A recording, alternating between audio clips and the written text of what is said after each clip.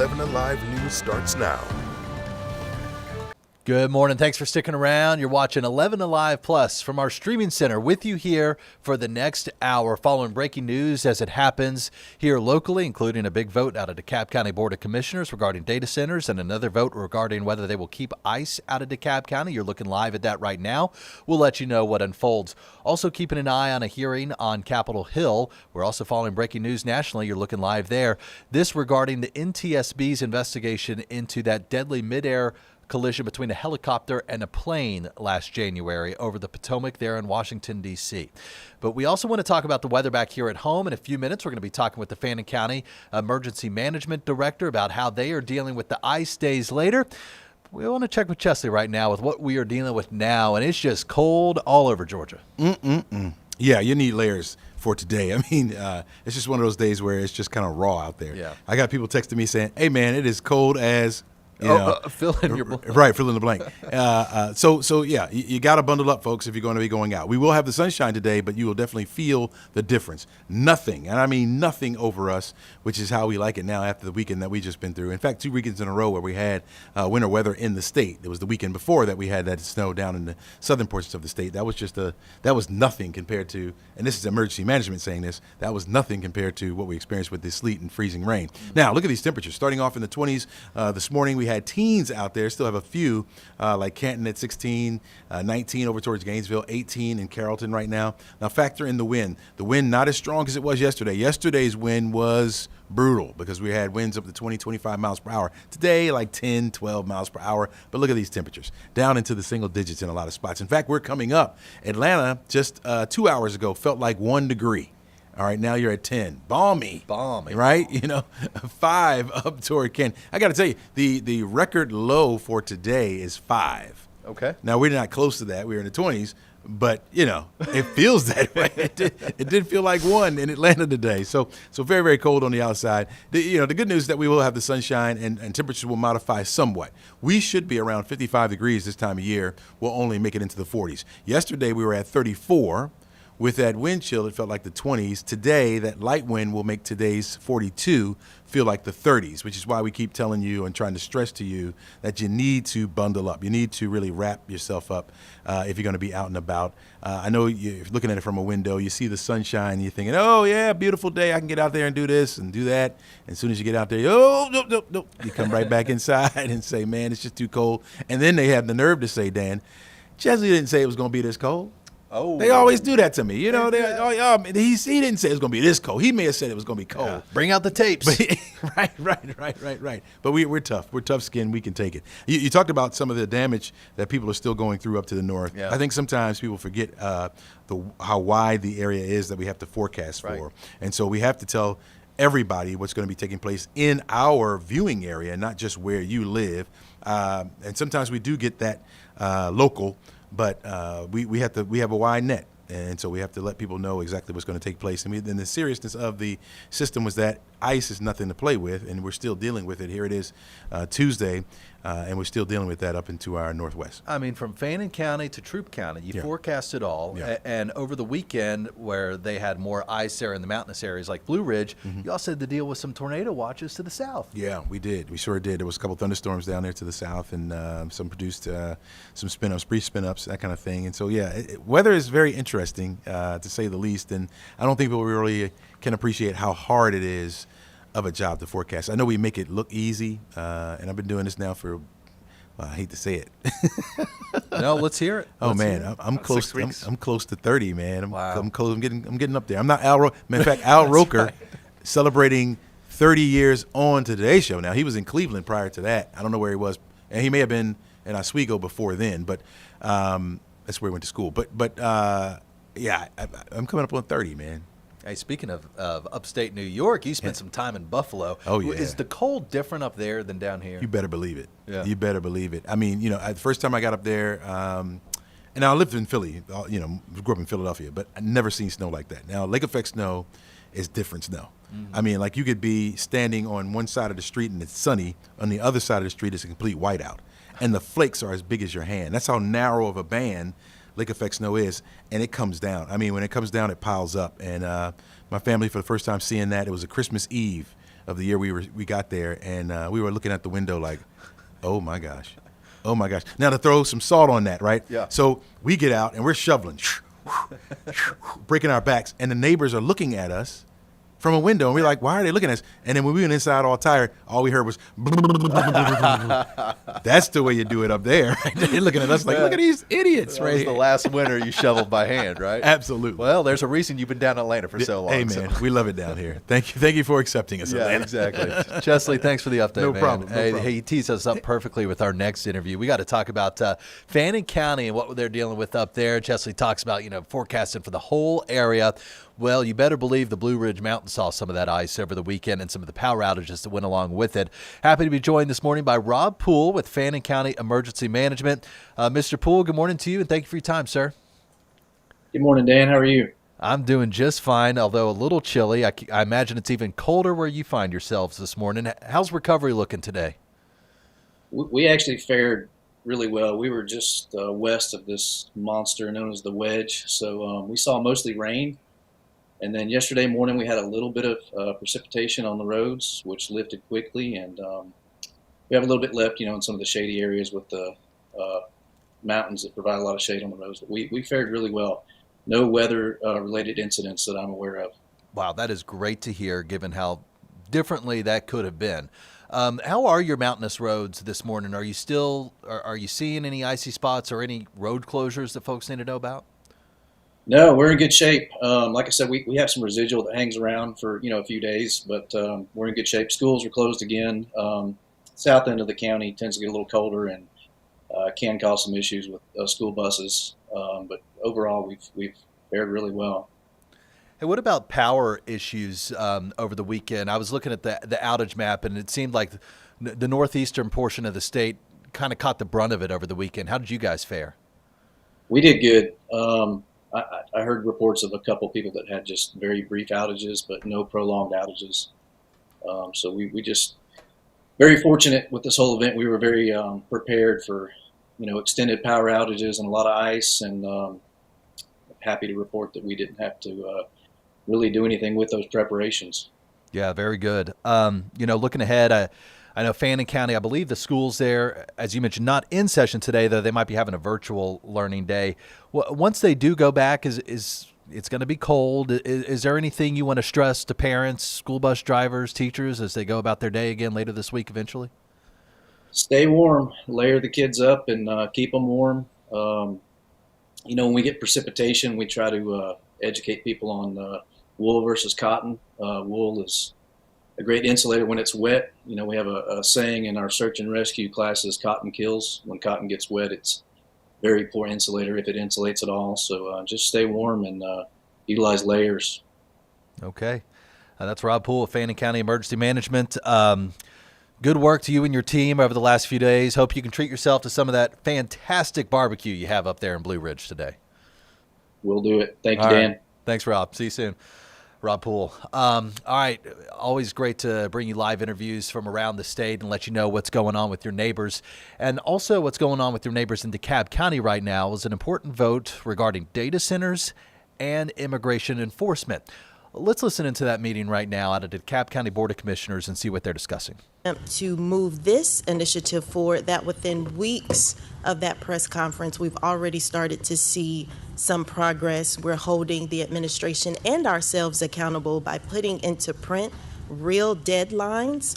And I also recognize that we have surpassed the 10 o'clock hour. So with that, I would like to call the question so we can move into public hearing.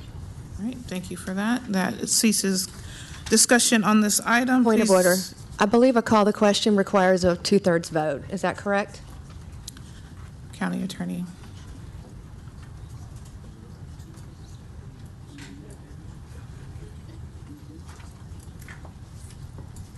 We're double checking, but I don't think it requires 2/3, but we'll double check for Just you, a majority? Commissioner. Yes. Okay.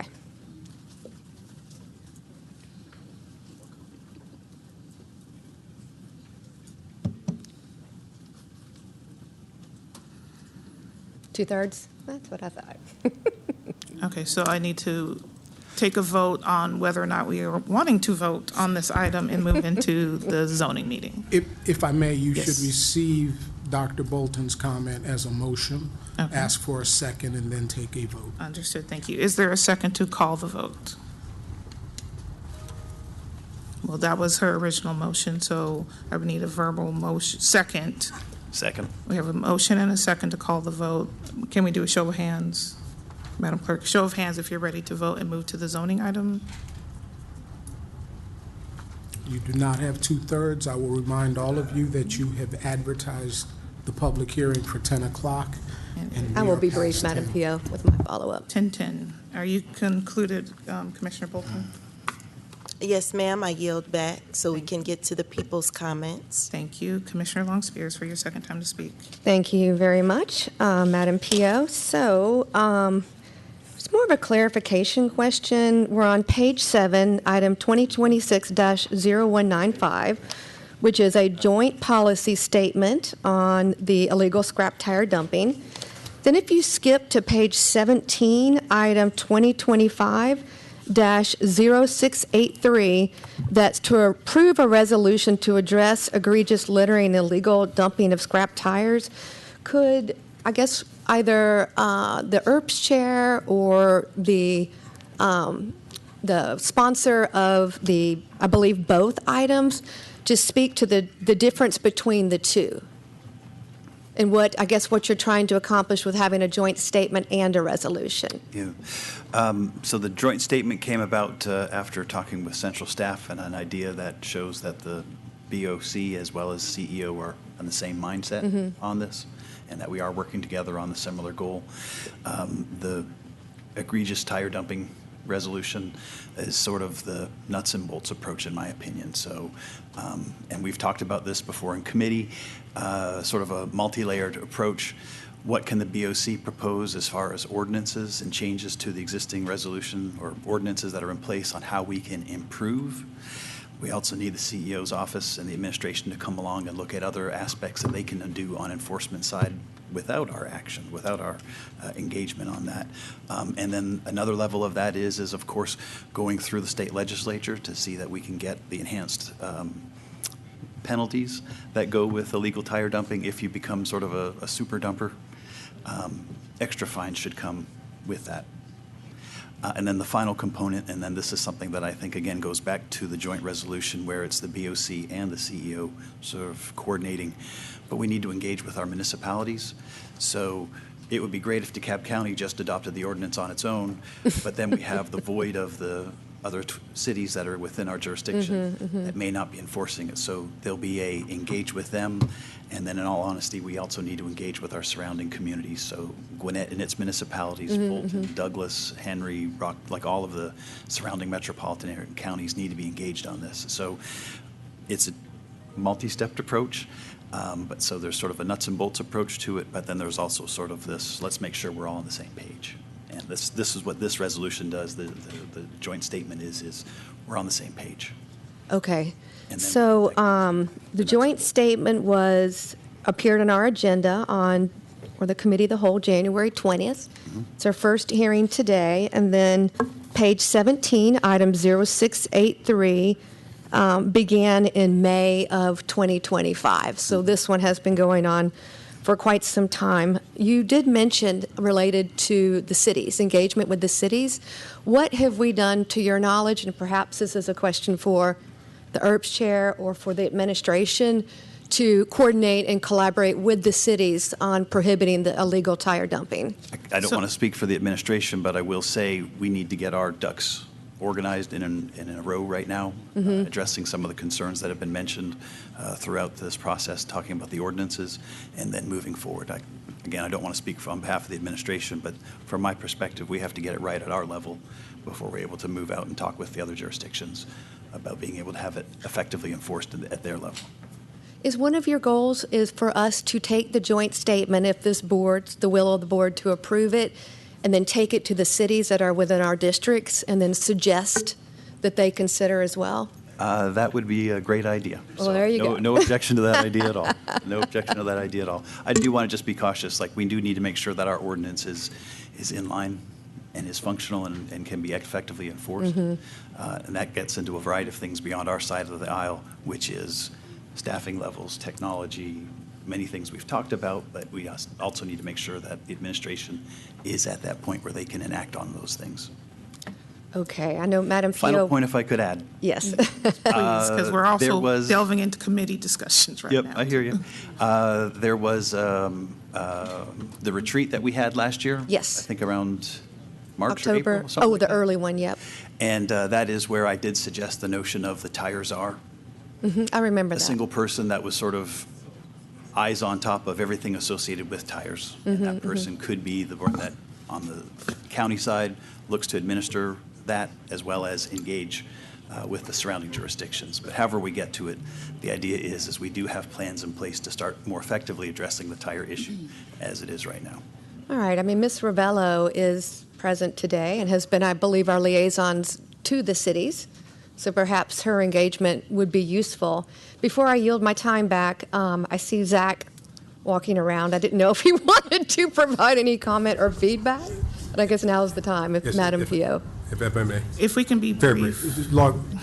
I just wanted to articulate that part of what we'll be doing between now and reporting back in June is working with the cities as we introduce what I talked about, the recycling strategy, but as well as the other policies and practices that we will be implementing to see if we can do it together. And quite frankly, Commissioner Long-Spears, we will also be talking with the surrounding jurisdictions. Great. This is not a DeKalb Good to hear issue. that. They're coming from Fulton, and they're going from DeKalb to Fulton and Cobb, and so we need to talk to a lot of our peers about this. To Commissioner. We're going to keep an eye on that Board of Commissioners meeting out of DeKalb County, see what comes of two key votes today, one regarding data centers, one regarding immigration enforcement. Also watching that NTSB hearing today out of Washington, D.C. We'll get their findings, we expect to at least, on that deadly midair plane collision with a helicopter last January over the Potomac. And that's a live look over Blue Ridge as we're still watching icy conditions in parts of our northern areas. But now we got to talk about the Falcons. Yeah, they got the new head coach, Kevin Stefanski.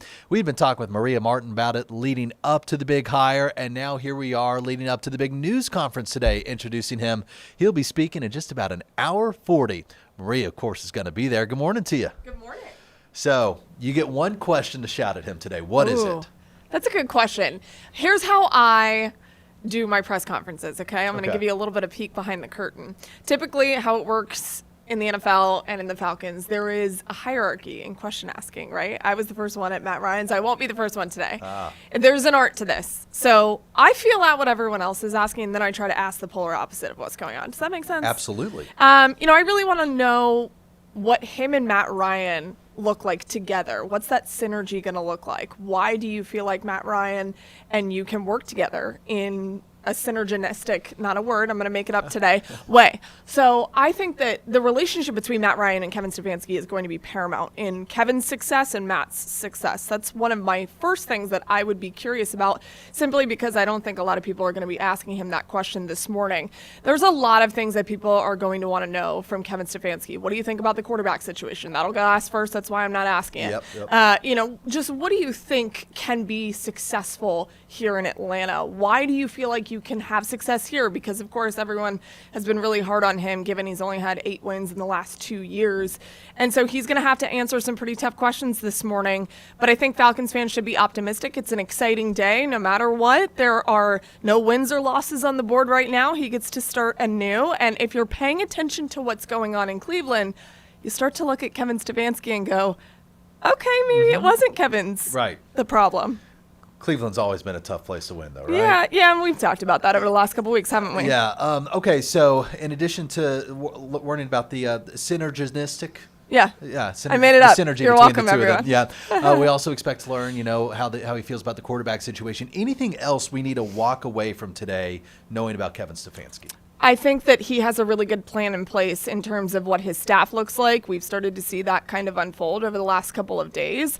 And there are some familiar faces for Falcons fans. And so you want to know, why is Tommy Rees going to be your offensive coordinator? He's a very young guy. He's 33 years old. He's been an offensive coordinator calling plays just one time in the NFL. He took over play calling duties from Kevin last year in Cleveland. He's been an offensive coordinator at Alabama. So Nick Saban clearly thinks enough of him to give him the reins on that. That was back in 2023. And so why does Tommy Reese make sense for you? Why did you retain Jeff Ulbrich? That was huge. Yeah. You and I talked about that. His defensive coordinator, I literally just told you they look very similar, so I don't want people to get confused.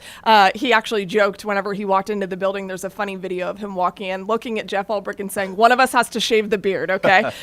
Because they look so similar. Yeah. But yeah, there's a couple of different things. I really want to know his thoughts on Michael Penix Jr. because really that's going to be the key to a lot of things offensively for these guys. He is going to come back, and we don't know the timetable on that return, so will Kirk Cousins be here? There will be questions about Kirk given their relationship in the past. Because if you don't know, Kevin Stefanski was the offensive coordinator in Minnesota when Kirk Cousins was the quarterback in Minnesota. So they have a very tight relationship. There's a lot of things that I'm curious about in terms of the offensive side of the ball, getting to pick Kevin's brain and what it may look like here in Atlanta, because I think his offensive style really fits a lot of the pieces that are already in place here. Kyle Pitts even went on a podcast saying he's pretty intrigued about the way that Kevin Stefanski uses the tight end. And that's fun to hear a guy that we don't really know if he's going to be here in Atlanta or not. They have some tough decisions to make. And they don't have a general manager in place yet. Does that surprise you they haven't made that hire yet? It's been a minute. Yeah, a little bit, but it does mean that they're taking their time and doing their due diligence, which I think is important. And if you remember weeks ago when Matt Ryan was hired, he said he wants the general manager and the head coach not to be best friends, but they got to be somewhat on the same page. Mm-hmm. And so getting Kevin in here, he's had to put his staff in place. That's one of the most important things that a head coach can do whenever they walk into a new building. That was the first thing that he needed to get taken care of. Not that the general manager is not important. We know that that's one of the key pieces in a front office. But I think having the opportunity for Kevin to also have those conversations with the general manager, what do you feel like it looks like in this way? And he's got guys on his staff with a lot of front office experience. I think this is going to work out well in terms of the timing, although, yes, I'm a little bit more surprised that we're not getting a GM and head coach in tandem this morning. How much of a role is Stefanski going to have in picking the GM, if any at all? I don't think he's going to have much. That would just be my guess. I think he'll probably give his opinion, but at the end of the day, there's so many other people at play here that are going to say this is probably best for the organization. But back to Matt's point that I was just talking about, you do want them to have a relationship that makes sense. And so in those conversations, I'm sure Matt is going to be sitting in on those conversations and thinking, oh, I don't see this working out. These guys butt heads in too many different areas. You want them to work together. Now, to Terry Fontenot's detriment, he hitched his wagon to each head coach he worked with. And so I'm curious to see if Kevin's going to take that same approach or the general manager is going to take that same approach as well. The working together, but how much are you doing that? Is it going to ultimately give you or release you of your job? That's going to be an important relationship to watch. One more question. I got to get you out of here so you can make this news conference. What do the Falcons need to do on draft day? That's a good question, and especially because they don't have a first-round draft pick. Because remember how everything worked out last year? They did not have two, but they ended up having two because they traded back up into the first round to get James Pierce Jr. I've told you before, that ended up working out for them, right? Mm-hmm. Because they go back up into the first round. They get a guy who produced 10.5 sacks in his rookie season. There's a lot of upside to that. However, you give away your future first-round pick, which is exactly what happened. So Kevin's sitting here thinking, all right, I've got a quarterback debacle. And again, it's not just his decision. The general manager and Matt also have to make these decisions as well. But he's going to certainly have his opinion on this roster. He's sitting there thinking, well, what do I do with a quarterback without a first-round draft pick? Do you go get a guy who's younger and hopefully you can develop him?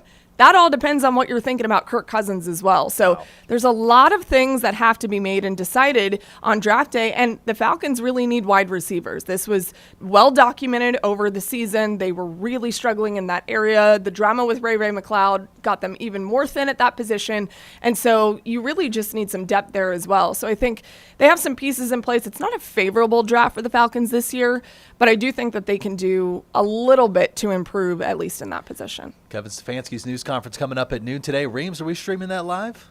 No way. No way. The NFL will not be happy with us. All right. Well, you can catch the highlights a little later. Maria will have I will let you know what he says. How's that? Hey, who do you like in the Super Bowl? Ooh, that's fun. You know, I'm really, really sad that we don't get to see Matthew Stafford, especially here in Georgia. He's had such a good year. But I don't want to pick the Patriots, and I don't want to pick the Seahawks either. But I'm going to go. You're just in it for the halftime show. Nah, yeah. I mean, why not?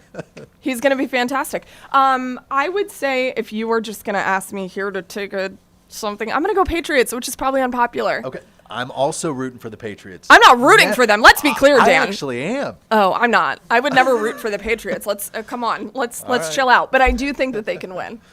Let's see. I like Mike Vrabel a lot. I just think the Mike Super Bowl, that's what it is. It's Mike versus Mike. Mike McDonald and there Mike you Vrabel. Third time that's happened in Super Bowl history, by the way. And it's all been Who Mike's. else has these fun facts? Me, I'm like a. It's all I'm, been Mike's? All been Mike's. I'm a sports history nerd, so any fact that you really don't need to know, I probably know it. I love stuff like that. But yeah, I think that the story of the Super Bowl is just so incredible. I love that it's two coaches that went in there and had a lot of success really early. Falcons fans hate the fact that both those guys interviewed in the Raheem Morris. I know. We're all saying how different it could have been. What could have been? I mean, you never know, You of never course. It's just fun to throw that out there and poke Yep. the bear a little bit, but yeah. Oh, yeah. We poke the bear for sure around here. All right, Maria, great to see you. Have fun today. I made up some words and gave a Super Bowl What was prediction. that It's word great. again? I don't even remember. Well, no, not opportunistic. No, That's a real word. What was it, Reams? We're going to have to repeat the tape. If I say it later today. Synergistic. Yes, synergistic. What even Synergistic. is that? I don't know. All right, it's a word now. Hey, we have plenty more for you here for the next 30 minutes from the 11Alive Streaming Center. But first, we're going to let you listen in to that DeKalb County Board of Commissioners meeting. Couple key votes. Public comment continues. Are bipartisan state legislature bills being proposed to address areas that this board is not focusing on. House Bill 1012 proposes a statewide moratorium on data center construction until February 2027. Senate Bill 408 proposes a sunset tax for incentives in 2027. Senate Bill 34 proposes to protect residential ratepayers, and House Bill 538 addresses resource consumption. I suggest this decision be deferred, and thank you very much, you have done that, hopefully we'll do that, until all the departments can provide a comprehensive plan for data center construction and operation. Reactive planning is irresponsible. Begin with the end in mind. Thank you. Next speaker, in favor of the text amendment. Good morning, commissioners and staff. First, I want to thank Commissioner Super District Ted Terry for having the town hall meeting back in December, coming to South DeKalb and taking all of the criticism and hits. I urge you to support Super District 6 Commissioner Ted Terry's proposed amendments to the data center tax amendment under consideration. This issue is fundamentally about protecting generational wealth, community character, and quality of life in unincorporated DeKalb County. Many residents chose to live here because of its suburban environment, its neighborhoods, remaining undeveloped land, and balance between growth and livability. We should not jeopardize what little remains of that suburban fabric through unchecked large-scale data center development. Residents have consistently raised valid concerns about excessive energy usage, higher power costs, environmental impacts, property values, and the loss of land needed to diverse economic development. These concerns are real and deserve more than minimal safeguards. Commissioner Terry's proposal provides a balanced approach by promoting 100% renewable energy, capping data centers at 500,000 square feet, and requiring a special land use permit for all applications, ensuring transparency and meaningful community input. I urge the Board of Commissioners to work with our state legislators to explore a temporary pause on large-scale data center development, allowing time to assess long-term impacts on infrastructure, land use, and sustainability. These additional regulations are not excessive. They are careful safeguards. Supporting Commissioner Terry's proposal affirms DeKalb County's commitment to thoughtful growth, community engagement, and protecting the future of our neighborhoods, especially in South DeKalb. Thank you. Thank you. Next speaker in favor. Good morning. Good morning.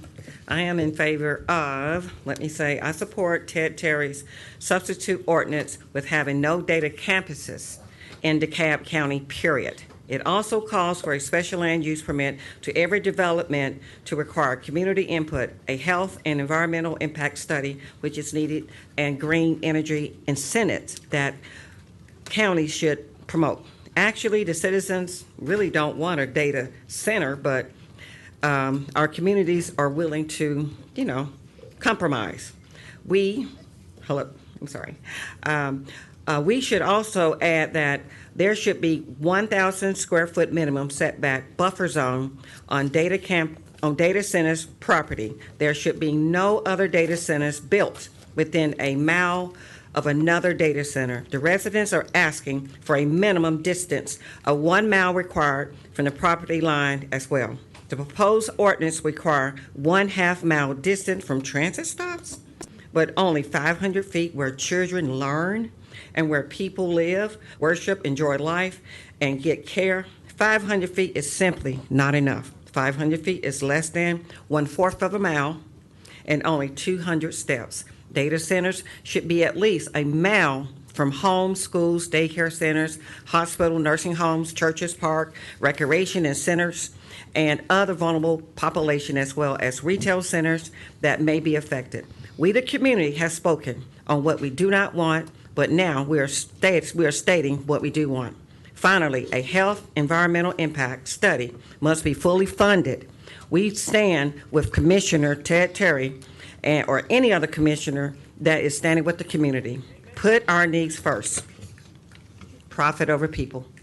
Thank you. There's 42 seconds left for someone else to speak in favor. Good morning. This is Beverly Dabney, South DeKalb, District 3.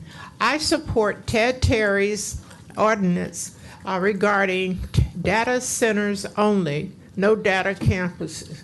Also, I think that we should have them less than a mile from residents. South DeKalb needs economic development. These data centers does not supply economic development. When we get data centers all over DeKalb County in District 3, it is hard for economic development. I'm sorry, ma'am, you have exceeded your time, and if we could check on the buzzer, please. I'll be the buzzer. Bye. At this time, ma'am, I see Ms. you. Jocelyn, we can't do that. Thank you. So now, if you are in opposition of this text amendment, please step forward and state your name and address. They get the same allotted time. Thank you. Yes, I'm Jan Dunaway, 4672 Fellswood Drive, Stone Mountain. Can we get the timer on, please? I'm sorry, Ms. Jen. That's okay. I think 10 it's minutes, 10 right? minutes. 10 Should minutes. be 10. 10, not 5. There we go. Go ahead, ma'am. Okay. I'm going to talk about the water part of this ordinance, and I am happy to hear it's going to be deferred, and I would certainly hope it's deferred for a public hearing. I'm not opposed. We need a data center text amendment, but we need it to actually have substance and enforceability, which we don't have. The water glycol mixes, both types, or the dielectric coolants cannot be disposed of in the sewer or the stormwater system. And as I've said before, it appears by this text amendment it could be. They can be recycled, but not forever. Just like our cars, usually about 3 to 5 years and they have to be recycled. There are special companies that remove these chemicals which pick up heavy metal as they go through the system and become industrial waste. We need to make sure that happens. Otherwise, we could be contaminating our drinking water, our wells, soil, streams, rivers, killing our wildlife and eventually killing humans. These things are dangerous and we need to do it. An extra tax revenue is not worth it. The text amendment does not require a leak detection system. That needs to be added. The coolants are flammable, and if they leak, and they will, most of the centers will be located below I-20. There are only 4 fire stations. We are not going to be able to comply with the National Fire Protection Association benchmarks for a 4-minute travel time to these spaces. All the assessments required under the SLUP need to be provided to the public prior to approval. The sewer plan, it should only address their toilets and kitchens and not include the coolant. On-site pre-treatment or discharge permit requests for any effluent that leaves the closed-loop system to the sanitary sewers should only be permitted as industrial waste, and we need to prevent that from happening. All applications for a data center should have a SLUP to it, and it should not be put off until the land disturbance permit is requested. Decommissioning plan doesn't even deal with coolants, and we need to do that. I'm going to say it again. Water is not the water is finite. We cannot just use it and it'll come back somewhere else. It's all we have. It's cheaper to keep it clean than it is to clean it up, and I hope that you will vote for a deferral for a public hearing. Thank you.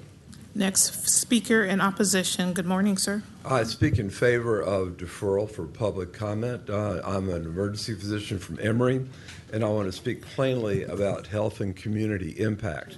I just want to make clear, sir, that they are speaking in opposition to the text amendment. That's correct. Okay, thank you. Continue. Some large data centers use fuel-burning generators. When those run, they release very small particles into the air, particles you can't see, but they go deep into the lungs and into the bloodstream. Medically, these particles are linked to heart attacks, strokes, asthma attacks, and early death.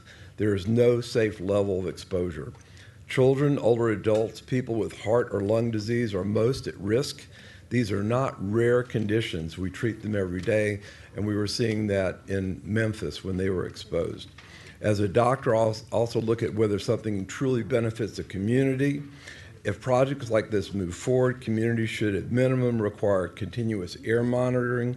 Without that, problems are discovered only after people are harmed. From a medical and public health perspective, I do not believe these projects provide what communities truly need, and I'm concerned they may cause more harm than benefit. Thank you. Thank you. Next speaker in opposition. Hi, my name is Good April morning. Biagioni. I'm a resident of 706 East Ponce. I am here to oppose how it's currently stated, and it needs to be stronger than what Commissioner Ted Terry's amendment is requiring, which is a countywide health and environmental impact study. We need stronger regulation, including when necessary, saying no to additional data center development in DeKalb County, period. Land use decisions are health and economic decisions. When large-scale development moves forward without comprehensive analysis, the costs fall disproportionately on underrepresented and historically marginalized communities that already face higher environmental exposure, chronic illness, and economic vulnerability. Data centers increase energy and water demand, generate noise, heat, and diesel emissions, and place long-term strain on local infrastructure, contributing to higher risk of asthma, cardiovascular disease, heat-related illness, and chronic stress for nearby residents. At the same time, these projects often deliver limited local economic benefit while driving up land and utility costs, widening existing wealth gaps. A countywide health and environmental impact study ensures transparency, accountability, and responsible growth. Strong regulation protects community stability, environmental justice, and the long-term health and wealth of DeKalb County residents. I urge you to support Commissioner Terry's amendment and make it stronger. Next speaker in opposition. Go ahead, ma'am. Martha Gross, and I live in unincorporated DeKalb County, District 2, and I'm speaking to discuss on two roles. I have a master's in economic development. I'm a commercial real estate broker, and I'm zoning and land use chair for my community. But the issue is economic development is about getting jobs, getting quality of life, and making a plan that works for all the residents. The data centers don't work for the residents. They work for the big money. And the problem is they don't generate jobs. So economic development speaking, you could delete thousands of potential jobs by having data centers that affect the things. Especially, they should only be in heavy industrial, not in O&I, not in light industrial, and should be at least a mile from residentially zoned land or agriculturally zoned land. So as a developer, I talk to the developers all the time. They don't want anything to do with data centers being even close to it. It's the noise pollution, the light pollution, the potential concerns about air quality and water quality. People don't want to live there. They don't want to invest in office buildings and things there. That's the opposite of job growth and economic development for the county. So I urge you to consider carefully all the aspects of data centers, not just the size. Thank you very much. Next speaker in opposition. Good morning. Good morning. My name is Gaia. I'm an organizer with the Party for Socialism Liberation, and I'm here to speak in opposition to this text amendment. When you sit here, you tell us you're listening, you tell us you're representing the community, but your actions continue to speak otherwise. If you represented us, you wouldn't rush to create and sign into law an amendment that allows these massive data centers to be built without our consent. You would listen to your constituents and do a long-term health impact study to make an informed decision to protect us. What more do you need to hear? The Ellenwood Data Center proposal was being built next to Cedar Grove Elementary, Middle School, and High School. This means we'll be putting toxic chemicals into the drinking water and air of our children. So it'll be the black children of DeKalb who will pay the price. And the substitute, it includes a 1 mile radius. This radius is still not enough because at the end of the day, these impacts cannot be reversed. So I'm grateful to Ted Terry because he seems to be actually willing to talk with the community. But I want to be clear that this resolution is not enough. We have to go further. And moreover, it is not just the community of Ellenwood that will be paying the burden. It will be all of Georgia. When it comes to these regulations, you can only plant the tree once, so we have to get it right the first time. So it's time we are told the truth about these data centers because the community clearly does not want them. We have gone door to door and talked to people from all walks of life, all political backgrounds, and they've all been united and activated to fight against these data centers. So why are you still pushing for them? Who do you truly represent? Well, today you have the opportunity to set the record straight. Vote no on this text amendment and have a proper health and impact study so we can make an informed decision. Show the people of DeKalb that they were right to trust you to represent them. This isn't just a struggle in DeKalb, but going all the way to the White House. We've seen Trump sign an executive order banning data center regulations. So if you vote yes or continue to defer this vote, you will also be following Trump's lead and showing everyone that you represent no one but the billionaires who don't give a damn about this county. So regardless of your vote, after today, the people will continue to fight for the community. They will continue to fight for their future. And the people will fight against any threats, whether that be data centers or ICE. There is 33 seconds left. My name is Isaac. I was born and raised in South DeKalb, and I'm a child of Ivorian immigrants and an organizer with the Party for Socialism and Liberation. Much has been said about what these data centers will do to our community, but I want to talk about what this technology is being used for. As they'll probably tell you, the county recently partnered with surveillance company Flock Safety to spy on us in real time. This deal is worth $18 million. They have $18 million to spy on us, but not for our water. Flock cameras use AI technology, and they share the information they collect with ICE. They have $18 million to help this modern-day Klan kidnap and terrorize people, but not for our schools. I'm sorry, sir, your time has expired. All right, you've been listening in to some impassioned speakers there at the DeKalb County Board of Commissioners. That's the public comment hearing session, and many of them having several things to say regarding immigration enforcement, but also a lot about data centers. So a couple key votes there that we'll be watching, and we'll let you know what's decided today. As you also saw, the stock market down 470 points, the Dow this morning. We are keeping a close eye on that. Some big tech earnings out this week, though. Weighing heavily on the Dow today is an 18% drop in United Health shares. So that's bringing down the Dow. S&P actually in the green today. Same with the NASDAQ. So, the Dow definitely being weighed down by United Health. Also need to pass along some business news that could impact some folks in Atlanta. Pinterest reducing its workforce by close to 15%. We don't yet know where those workers are going to be impacted, but I can tell you Pinterest has a small office here in Atlanta. Actually, it's in Ponce City Market. If you've ever been to Ponce City, maybe even passed by that Pinterest office there. So we have reached out to Pinterest to find out whether any of those impacted by a job loss today are out of the Atlanta office. We have not yet heard back, but we'll keep an eye on that story today. And we're going to take a quick commercial break. We'll be back here in just a couple minutes. You're watching 11Alive Plus from the Streaming Center.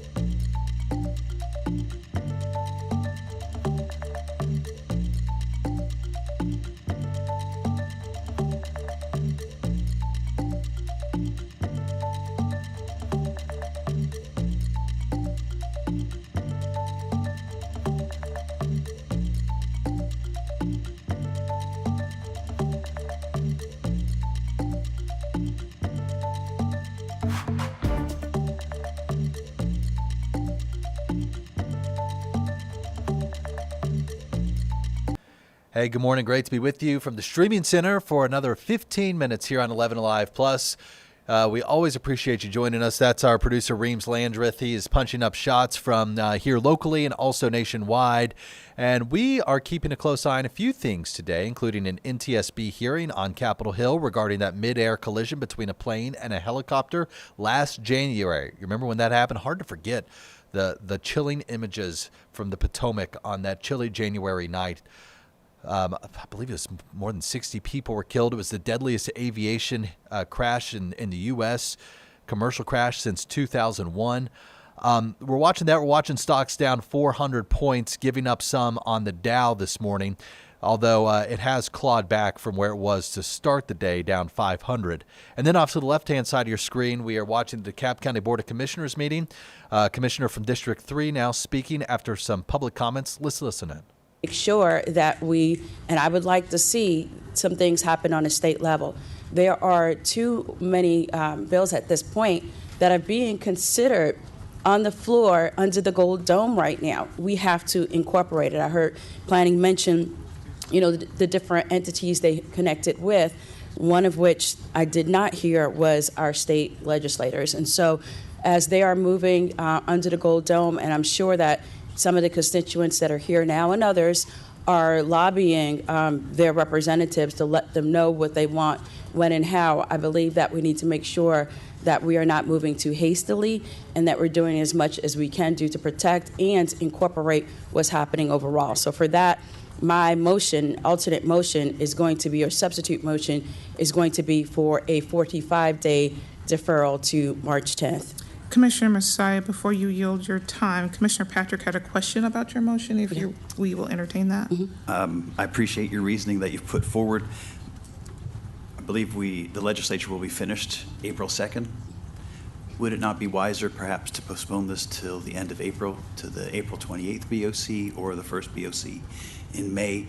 That way we know where the legislature stands on this issue, and if we don't have to be in the fight, we're not in the fight, but once they tell us what they're going to consider, then we can talk to our constituents and find out what is that narrow path to approval. There is a path to approval. Oh, absolutely. Happy to do that. Was trying to, be mindful, as I know that, there are folks that are feeling as though we're at a position to move it forward, but also realizing there's more work to be done. So thank you for bringing that up. I support wholeheartedly trying to determine what's going to happen on a state level before we move it forward. So I would certainly entertain an adjustment to my alternate motion and deferring this to our May calendar, May BOC, May 12th. So my motion is amended to defer to the May 12th BOC. Second. There's a motion and a second. So if we can clear the board, so that we'll have that as the motion and second on the screen. Yeah, there we go. You make your motion, you make the second. Are you completed with your time? Yes, thank you so much, Madam Pio. I yield. Thank you. Thank you. Commissioner Terry. Thank you, Madam Chair. Appreciate the opportunity to speak here today. I did email my proposed amendments. We'll just call it another substitute, but since there was a substitute motion to the original motion, I can't make a third substitute. So I'm stuck. Robert's Rules of Order. But if you'll pass this out, Commissioners, just so you have it in paper. But I did email all the Commissioners last Tuesday the draft, my draft substitute for this ordinance that the Law Department, thank you for working on, that encompasses three basic principles. Number one, all applications for data centers would require a special land use permit. To me, that is the fundamental piece of this ordinance, because the concern that I think has been brought up is that if we approve this, now it's open season for data centers to come in, and in certain areas it would be by right. And one of the things that I had the privilege and opportunity to do over the last several years is serve on the National Association of County Officials, NACO's Energy, Land Use, and Environment Committee, all my favorite subjects.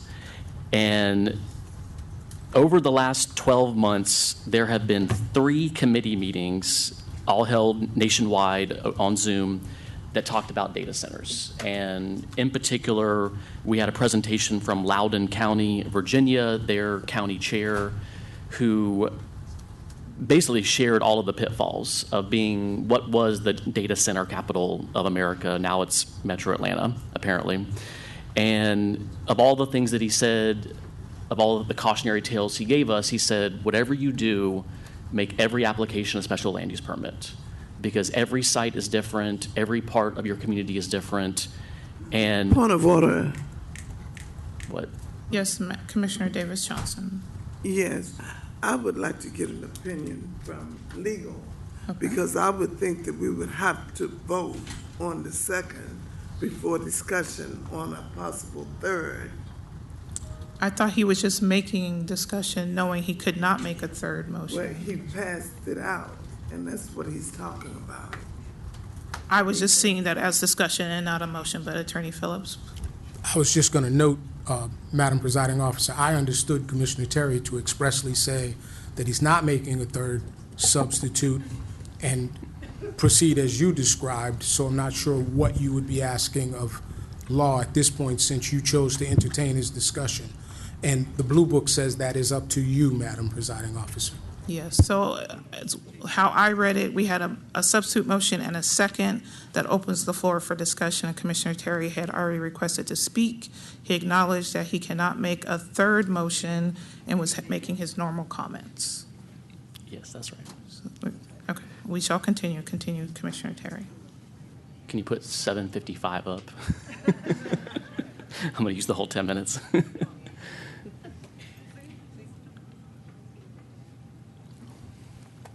Thank you.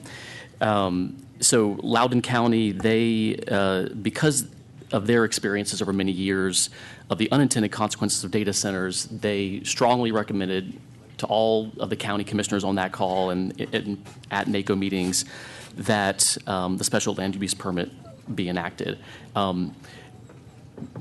This is a fundamental part of the ordinance because it preserves the right for the community to give input on a specific application. One of the things we talked about at a previous meeting was the map of where data centers could be located based on all of the distance requirements, all of the zoning categories. That map has been distributed. If you haven't gotten it, please let us know. A data center can be built in every single commission district.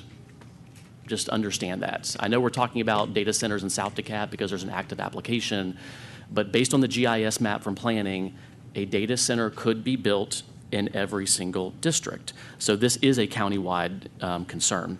The SLUP recognizes that every commission district is different and that every neighborhood is different. And some of the things that were talked about, whether it's decommissioning bonds, additional water auditing, fire marshal, water treatment, these are additional layers that can be put into any application regardless of what's in the text amendment. So for me, the SLUP is fundamental because it's a backstop. Anything that we feel we didn't get out of this ordinance can be put into a future special land use permit in conditions.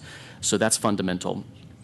The capping of the campus center, this is my number one concern on the size. And the Wall Street Journal had a really good article about, I think about a week ago, that talked about the film industry in Georgia. And some of y'all know that about 10 years ago, Georgia decided that we were going to be the, was it Yollywood or something? We were going to be the place where everyone was going to film, right? And for a while, it was going gangbusters. And the secret thing that some folks don't know is DeKalb County is where like 75% of the films in Georgia were filmed in those soundstage boxes. All right, so just think about it this way. Here we have millions of square feet that were built out with boxes, all right? And they're hollow boxes because they're sound stages, right? So, not a huge impact on the community. And for a while, it was great. We were filming, we were employing people, there was revenues being collected. Where we're at today, though, is most of those boxes are empty. And so now we have development We kind of sort of opened the floodgates. We let film sound stages come and proliferate. And now we have parts of the county that are just dead. We have film sites that are dead. And I hope they come back. But, at the time, if I can go back in time, having an adaptive reuse plan for those empty boxes. Think about all the things we could have done with that space, or we could adapt into it. So this is a cautionary tale. The concern with the data centers is the rush. The concern with the data centers is the rush. That's the word from one board of commissioner and one commissioner there on the board of DeKalb County, and they are discussing this in length right now. This meeting has been going on since 9 o'clock this morning. They also had some public comments, so we're watching a big vote on data centers there. Also a vote to potentially keep ICE out of the county. Also want to get to some breaking news. This just coming in. Bond denied again for the teenager who was accused in the killing of her mother and stepfather, Sarah Grace Patrick. This news just coming down within the last few minutes. You remember she originally had a trial date set for earlier this month, but then a psychiatric report wasn't back in time, so they've now pushed the murder trial back to August. And her bond hearing was this morning. It was another bond hearing. She's had a couple now at this point. And again, bond has been denied for that 17-year-old, 16 at the time of the murders. It's going to be a big case we continue to follow here throughout the year on 11Alive. Also, some news we're following today coming up next on midday. Just keep it right here on 11Alive Plus. We are talking about those big votes I just mentioned out of DeKalb County. Watching the data center vote, watching the ICE vote, also watching a different kind of ICE where we're talking about that storm over the weekend that knocked out power to thousands, and more than 10,000 people in our area still remain in the dark, most northeast of us. So we're going to be checking the latest on restoring power. Also, the Atlanta Falcons introducing head coach Kevin Stefanski officially in an introductory news conference set for 1 hour from now. Our Maria Martin joined us live just about 40 minutes ago here in studio, breaking down what she hopes to learn. And you're going to hear from Maria again coming up in a few minutes. She is now out of the building and outside Mercedes-Benz Stadium. Although I am sure she was wishing she was back inside, Reams, because it is like 15 degrees right now. Yeah, something like that. 22 maybe, but feels like 15. We've warmed up quite a bit, but it is feeling like the teens here, so you don't want to miss Chesley's forecast as well. Also watching news of the actor Quentin Aaron hospitalized here in Atlanta with a severe blood infection. You probably know him from playing that gentle giant Michael Orr in the hit 2009 football